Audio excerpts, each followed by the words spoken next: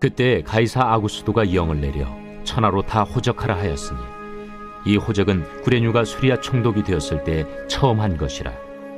모든 사람이 호적하러 각각 고향으로 돌아가매 요셉도 다윗의 집 족속이므로 갈릴리 나사렛 동네에서 유대를 향하여 베들레헴이라는 다윗의 동네로 그 약혼한 마리아와 함께 호적하러 올라가니 마리아가 이미 잉태하였더라.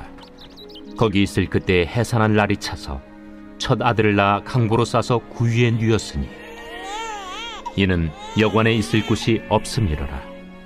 그 지역의 목자들이 밤에 밖에서 자기 양떼를 지키더니 주의 사자가 곁에 서고 주의 영광이 그들을 두루 비추매 크게 무서워하는지라.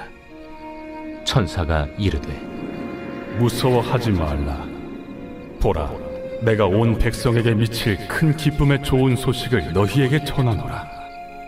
오늘 다윗의 동네에 너희를 위하여 구주가 나셨으니 곧 그리스도 주시니라. 너희가 가서 강부에 쌓여 구유에 뉘어 있는 나귀를 보리니 이것이 너희에게 표적이니라 하더니 호련히 수많은 천군이 그 천사들과 함께 하나님을 찬송하여 이르되 지극히 높은 곳에서는 하나님께 영광이요 땅에서는 하나님이 기뻐하신 사람들 중에 평화로다. 천사들이 떠나 하늘로 올라가니 목자가 서로 말하되 이제 베들레헴으로 가서 주께서 우리에게 알리신 바 이 이루어진 일을 보자. 빨리 가서 마리아와 요셉과 구유에 누인 아기를 찾아서 보고 천사가 자기들에게 이 아기에 대하여 말한 것을 전하니 듣는 자가 다 목자들이 그들에게 말한 것들을 놀랍게 여기되 마리아는 이 모든 말을 마음에 새기어 생각하니라. 목자들은 자기들에게 이르던 바와 같이 듣고 본 그 모든 것으로 인하여 하나님께 영광을 돌리고 찬송하며 돌아가니라. 오늘 주신 말씀을 통해서 엄청난 기쁨이라는 제목으로 말씀을 전하려고 합니다. 오래전 미국에서 있었던 일입니다. 어느 날 한 부자 장로님이 목사님을 찾아가서 이렇게 권면했습니다. 목사님, 우리 교회 여집사님 한 분이 혼자 살면서 어린아이 5명을 키우고 있습니다. 무척 어렵게 삽니다. 남의 집에서 빨래를 하는 고생을 하고 있습니다. 그런데 이분이 주일이 되면 꼭 5센트씩 헌금을 하고 있습니다. 큰 액수는 아니겠지만 그 여집사님에게는 적지 않은 액수입니다. 그러니 제가 20배에 해당되는 금액을 대신 헌금할 테니 그 집사님에게 앞으로는 헌금하지 않으셔도 된다고 이야기를 좀 해주십시오. 이와 같은 장로님의 이야기였습니다. 그 이야기를 듣고 목사님께서 고개를 끄덕이며 그렇게 하겠노라 이야기를 하며 며칠 뒤에 그 여집사님을 불렀습니다. 그리고 장로님의 이야기를 하면서 앞으로 헌금을 대신 해준다고 하니 앞으로는 헌금을 안 하셔도 괜찮습니다. 이렇게 말했어요. 그런데 이게 웬일입니까? 여집사님이 그 자리에 주저앉더니 목을 놓아 울기 시작한 겁니다. 목사님은 당황했습니다. 왜 우십니까? 하고 묻자 여집사님이 통곡하며 이렇게 말했습니다. 제가 비록 남의 집 빨래를 하면서 고생하게 살지만 하나님께 5센트씩 바칠 때는 더할 수 없이 기뻤답니다. 내가 아껴서 그렇게 하나님 앞에 드리는 것이 저의 기쁨이었어요. 그런데 그 기쁨을 왜 빼앗으려 하십니까? 이와 같이 이야기를 했습니다. 그 이야기를 듣고 목사님도 회개했고 장로님도 회개했습니다. 우리가 하나님 앞에 무엇인가를 드릴 수 있다는 것, 그 자체가 사실 엄청난 기쁨입니다. 우리가 드림을 통해서 복을 받거나 드림을 통해서 일이 잘 된다거나 내가 건강해지는 것, 화목해지는 것, 이런 것들이 나의 기쁨이 되는 것이 아니라 하나님 앞에 드리는 자체가 기쁨이라는 것입니다. 현대인의 비극은 미래가 없다는 것입니다. 그래서 현대인들에게 소망이라는 백신이 시급하게 필요하다고 합니다.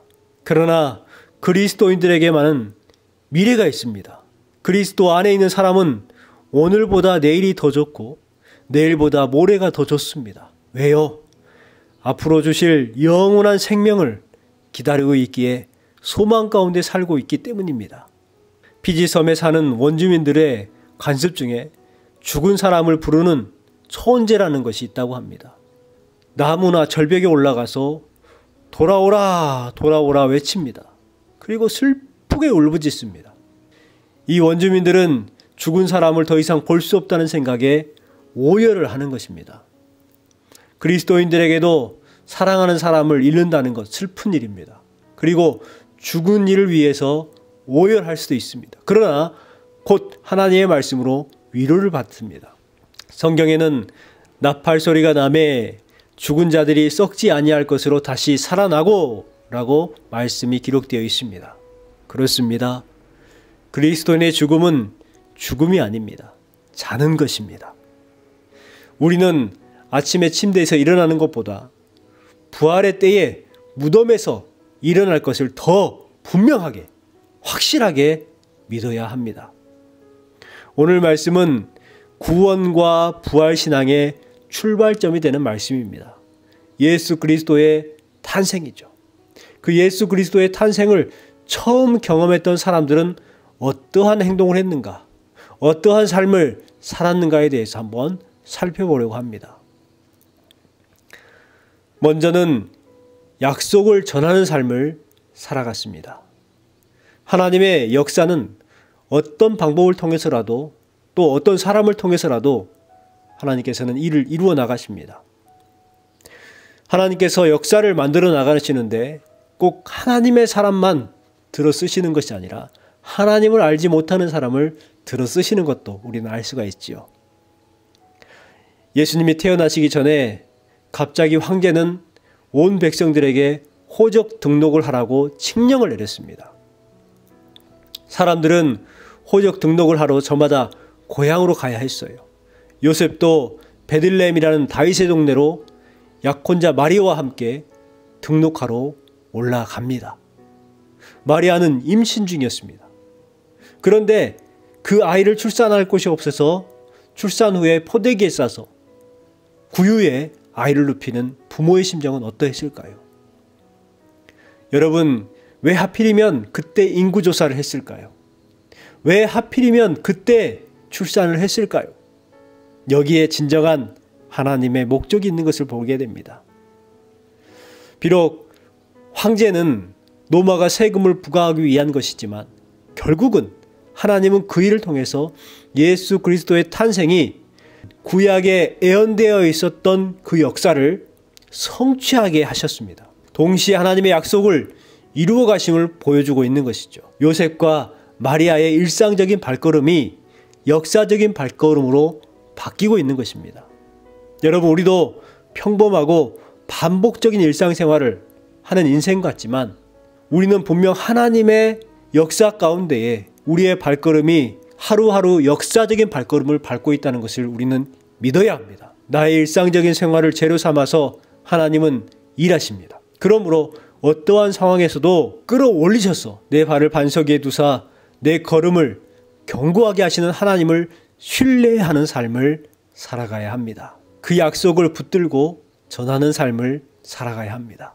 이것이 하나님께서 우리를 택하신 그리고 우리를 통해서 이루고자 하시는 뜻임을 우리는 믿어야 합니다. 두 번째는 평화를 전하는 삶을 살아갔습니다. 만왕의 왕이신 예수님은 너무나 초라하고 누구에게도 환영받지 못한 채 이 땅에 오셨습니다. 그런데 전혀 생각하지도 않은 사람들로 하여금 예수님의 탄생을 찬양하도록 하셨습니다.